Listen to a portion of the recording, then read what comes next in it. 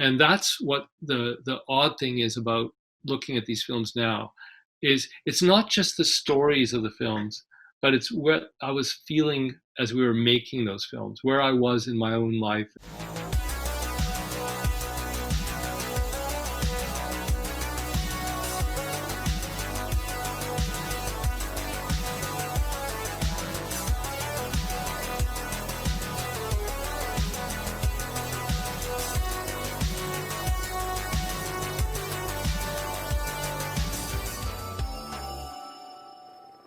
Hi there, I'm Jason Coleman. I am a film critic from WhySoBlu.com, and more importantly, I am the founder of Flicks for Fans. We're an immersive events group that puts on amazing immersive fan experiences. I do it alongside my host and my friend James Oster, aka Jimmy O, from arrowinthehead.com and JoeBlow.com.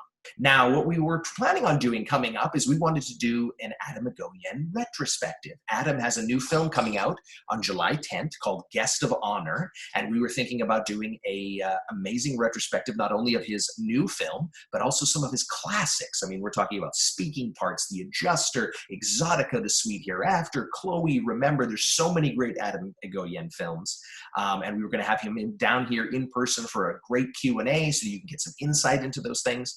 But of course, with the coronavirus and everything that's happening right now with cinemas, not going to happen. So what are we going to do?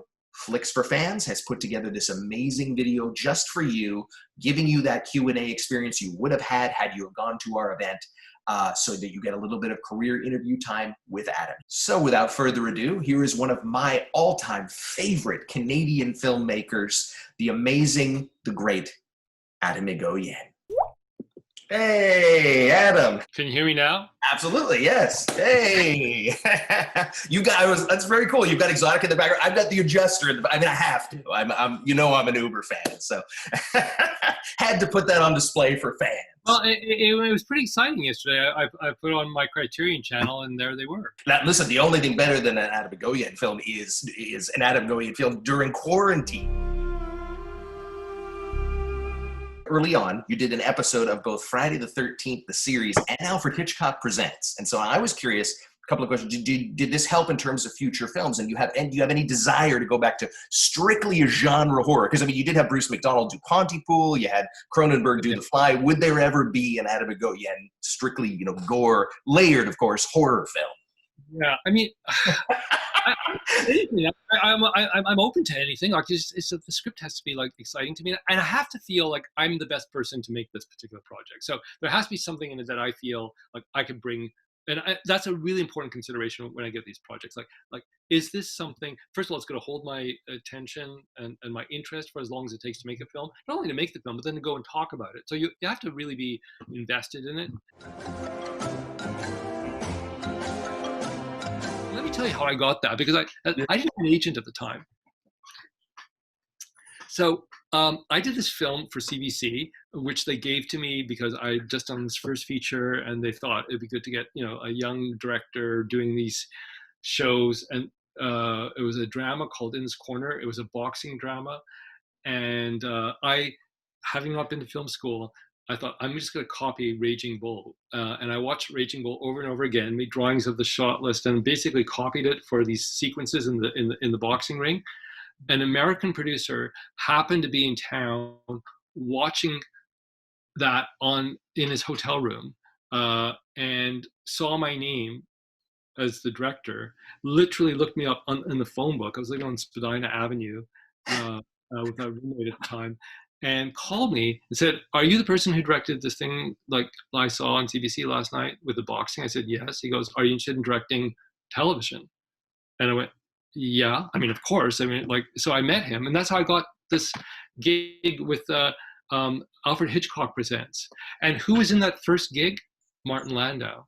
Oh. And it's called The Final Twist. And I was like going, wow, I'm working with Martin Landau.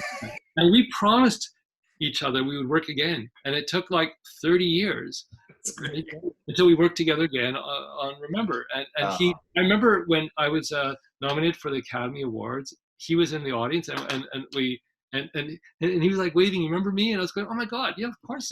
And it's so beautiful how we had this kind of relationship we were able to finally work together again on such a meaningful film for him. Like, he was so great in that movie.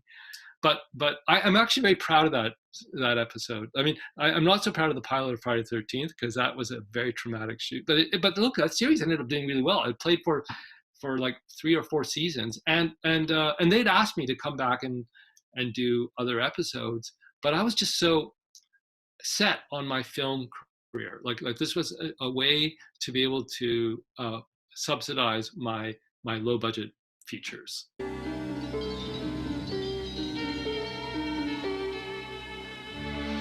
You're not going to please everyone, and I think that's what I've come to. I knew that really early on. So when I was doing the Twilight Zones, or I was doing these TV films like the Friday the 13th or the Alfred Hitchcock Presents, I knew what those audiences were, and I knew that my job was to make something that those audiences would get excited by. Right. And there was a formula to that with those projects, and I knew that that's not what I wanted to do. I haven't been offered Rosemary's Baby, right? I mean, like, that's an amazing like a project, right? Like, and so that's I'm still waiting for that. By the way, I have to show people at home. I have been writing about Atom Egoyan. This is my grade 12 paper where I was writing about how much I love the Adjuster. So this was in high school. So I've been a fan for a very long time. Okay, now, so have you rewatched it on Criterion yet? I did. It's so good. I must admit though, I loved, when I saw it, I did see it in the theater, and I didn't know anything about it, and it just washed over me. I'd never seen anything like that before. Now, Elias Koteas, of course, was still early in his career. He had done a few projects, things that I really remember, like, playing Duncan the Skinhead in Some Kind of Wonderful. I don't think it's going to be necessary. Casey Jones in Teenage Mutant Ninja Turtles. Class is paying 101. Your instructor's Casey Jones. And you cast him in The Adjuster. How did you know that he would be the perfect person to play Noah Render? Because I saw him in a Canadian film called Malik, which you would not have seen, and he played a journalist, and there was like something quite heartbreaking about what he brought to that particular role. And the other thing that I felt was that there was an anger to him. There was something like unsettled in that performance that I saw. There was a scene with a Canadian actor, Al Waxman, where he's pursuing, trying to get some knowledge, and he realizes that he's not going to get it from this person, and the sense of frustration, and there's a lot of contradictions within him. Cricket? Nobody understands cricket. You gotta know what a crumpet is to understand cricket. I'll teach you. Now, it's funny we should mention Casey Jones, because when we were shooting the film, it was just as Teenage Mutant Ninja Turtles came out, so it was huge. And outside the motel in Hamilton, Ontario, where we were shooting, there were huge crowds of kids. And we had to have control, because this was just and over the course of the shoot, those crowds diminished until finally there was this one kid who was left, and I remember him there, and I remember Elias came back, because he went out to meet this kid, and Elias was kind of crestfallen. Said, well, "What happened?" And he said, "Well, the kid looked at me and said, I hear you're really boring in this movie." There were all these 8-year-olds who were watching Elias Koteas in a suit, and tie, playing an adjuster, not knowing that he was going from room to room sleeping with his customers. It wouldn't have meant anything to them. The fact is, he wasn't Casey Jones. So he was boring for them in that movie. But I remember Elias was really quite dismayed by this, right? And the kid could be so honest. Anyway, so that's where the world of Casey Jones kind of mixes in with the world of the adjuster. Two very different worlds. worlds. So, But I also remember, going. It wasn't an easy thing because Elias was just his career was taking off. We were making this film for very little money, and so I went to New York and met him, and we just had this really great meeting. Where again he got the feeling of the film. He got as he said it. It's like one of those British movies that feels kind of sexy for reasons you're not quite sure why. And I was going, yeah, that's kind of the feeling we're going for.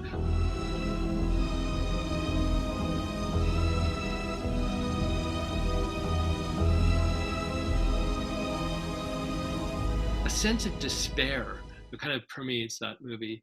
And of course, it's grounded in, again, as a central performance from Maury Chaykin, right? Like, that monologue that Maury Chaykin comes in when he's, scouting out their place as location. And when he's talking about, when they ask him what the movie is about, and he goes into this riff, and he's talking about his own life, and then you could see he's kind of lost in that world. And in fact, when we were shooting that moment, Maury, who had been up all night shooting another film at the same time, he actually kind of lost his train of thought. But we just kept the camera going. So you're seeing this person lose his train of thought and then recover it, which is like the camera just happened to be there when that occurs. But it's so perfect for this person. An open door that you're passing at night? Could be a quick peek into someone else's family, or could be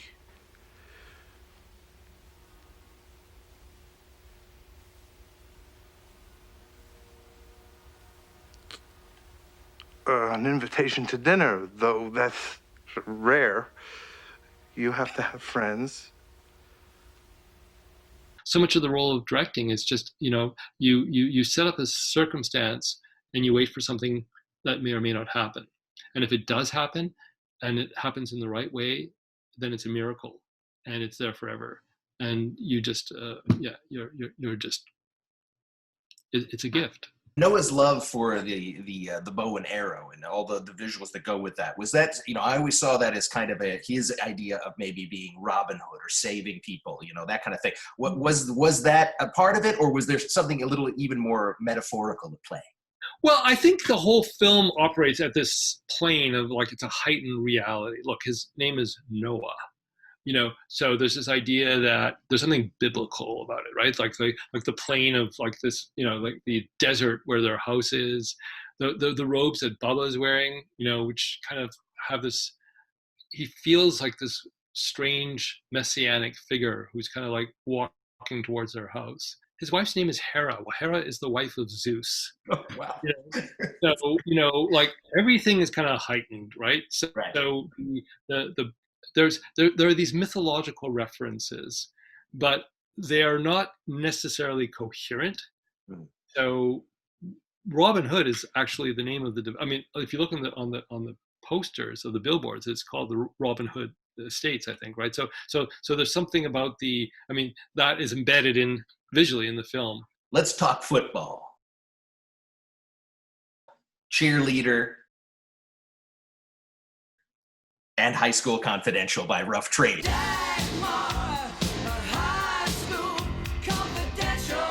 Can you talk about shooting that iconic scene, the logistics of all that, and what were the thoughts from Gabriel and Maury actually shooting that scene? Well, let's talk about the extras. Those are York University, the Yeomen. That's the York University football team. And I can tell you that when they came down to shoot that scene, they were super excited that they were going to be presented as a team. They had no idea of what was about to happen. They had no idea that was the action. And I remember explaining it to them, and they were just like kind of flummoxed, but we just shot it really quickly. So they didn't have a lot of time to think about it. What I'm remembering is that we had another song in mind. It was, at that point, it was the Pixies. They had not broken. I had heard a song by the Pixies and I went, that's perfect. And we had the dance to that song. And by the time we actually began to negotiate for the rights, the Pixies had like become huge and we were just not going to get that piece. So I thought, okay, what has a similar feeling? and that beat, because it's very specific what she's dancing to. And thank God, High School Confidential, it was actually a better choice. And all we needed to do was we had Michael Dana kind of add in a kind of a much like a fuller, more resonant bass line, because the production values of that particular song were just a bit light, but the lyrics are perfect. And Maury Chaikin's expression there is just like incredible, as he kind of knows what's going on, like he just kind of reconciled to it. And I don't know if that's the moment where he decides that something has to end, but it's pretty close to about around that point, I suppose. Like I love when Gabrielle comes out of the car with her pom poms and said, you're so good to me. Okay, like, so this is a special, like that he hired a whole football team, hired a whole kind of like sports arena, he's really gone all out, and so like, yeah, it's a touching gesture for any spouse to make, but it's a particularly odd gesture for that particular couple to kind of make in the context of their relationship. We've seen them before. They stage these scenes, these crazy scenes, like, and that's how they get their sexual thrill,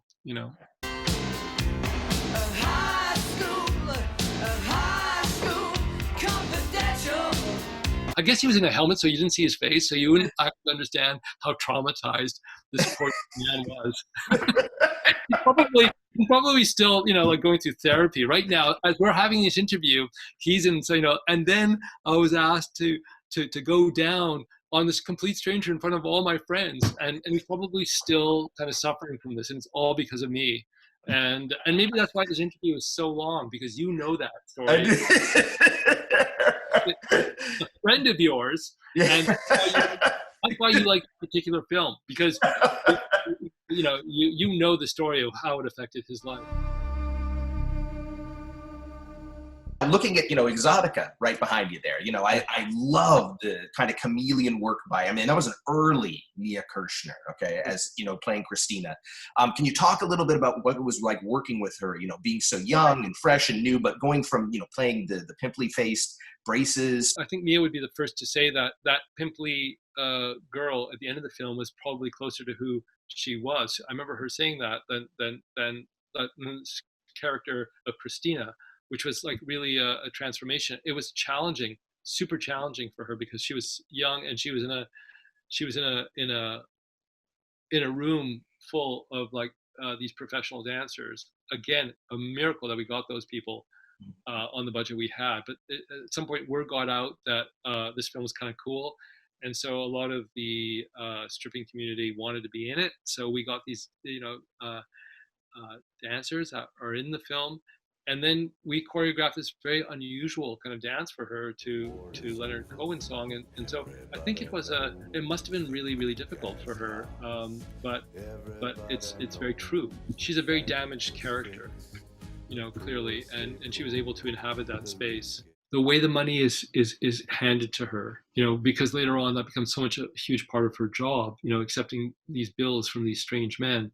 The way she reacts to that moment when Frances Brown, Bruce Greenwood, gives her the money, it kind of portends what's about to happen in her life in a strange sort of way. Exotica, the club itself, had a very lush and kind of unique set design. I was just curious, where were all the ideas pulled from? It came from the fact that most clubs, especially at that time, didn't feel like they were like so depressing, really, and I wanted this.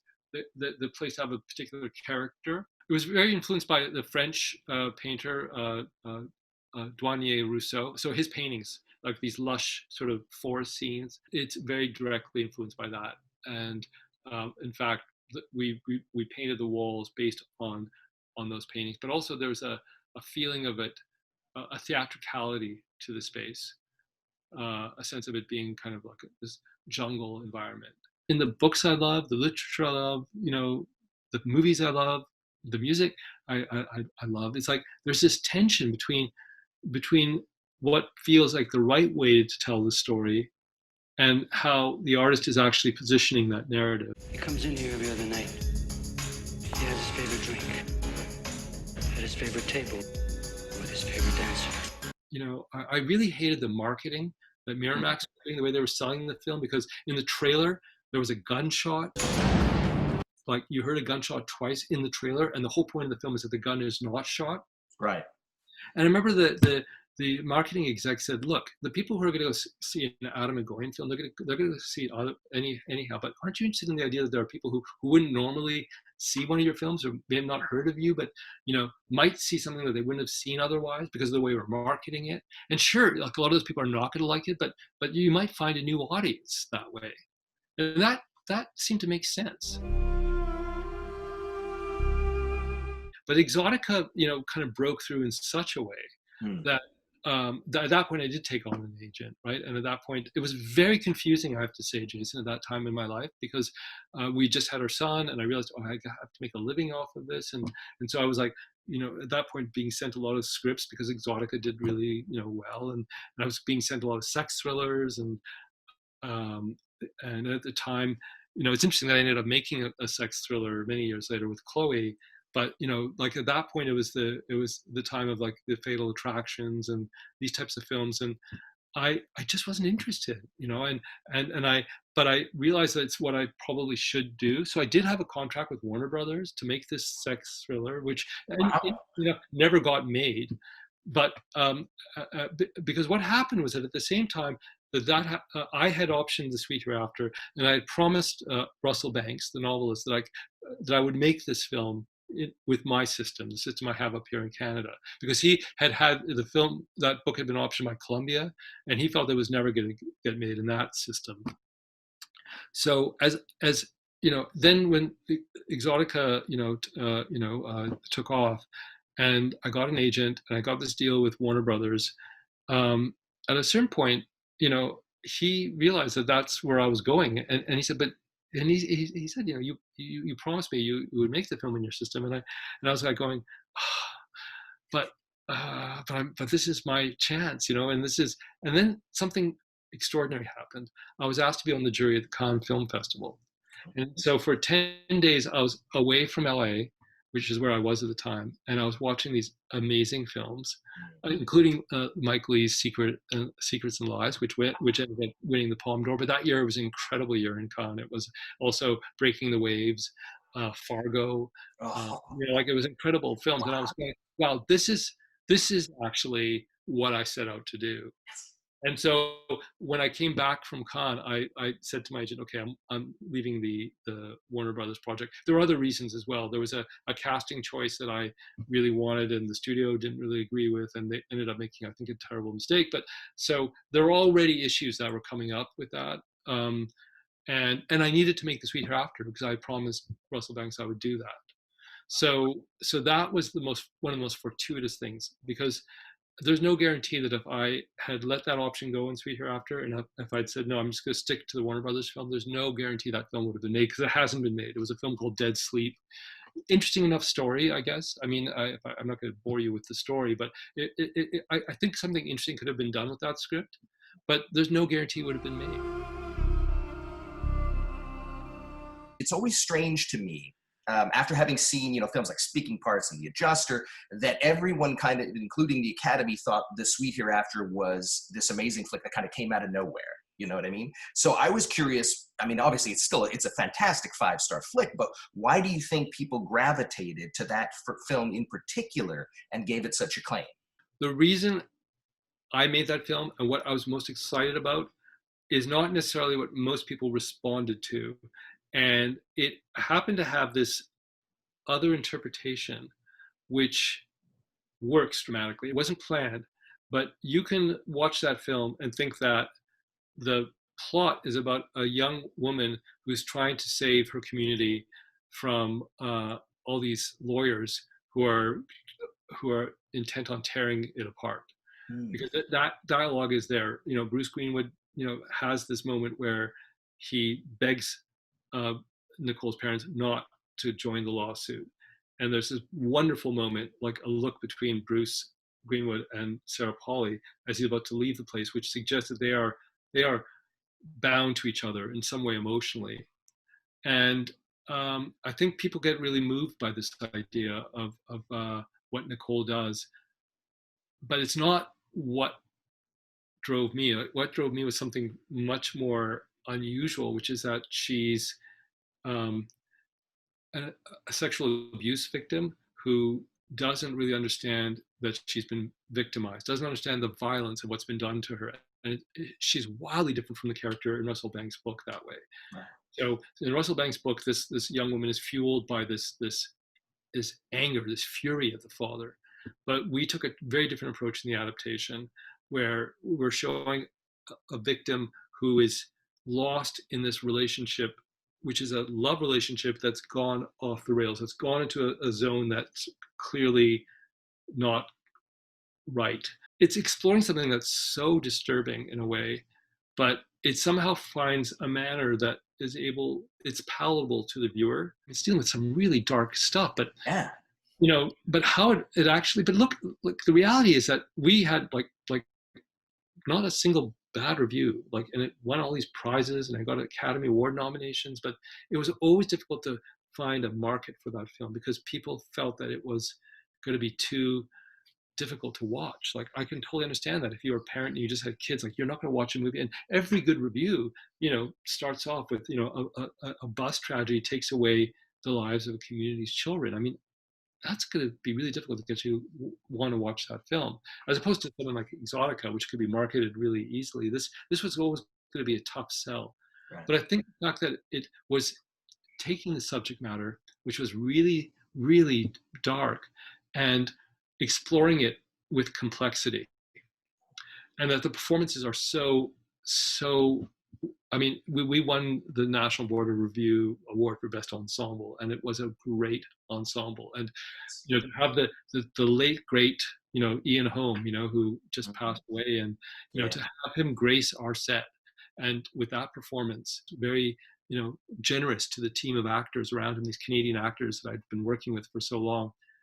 It just, people responded to the moral integrity of the work. The two things I remember most from that film definitely are the great, work by the late great Ian Holm, amazing lead performance. I remember at the time he was sort of saying he hadn't taken a lead before and just knocked it right out of the park. And that baby Zoe face just is ingrained in my brain. Okay, and that's just, again, that was the daughter of a very good friend of ours, and she is, the concentration she has at that moment, like, she had it for that take. Wow. And she wasn't an actress, but the way she's looking at the lens is unbelievable.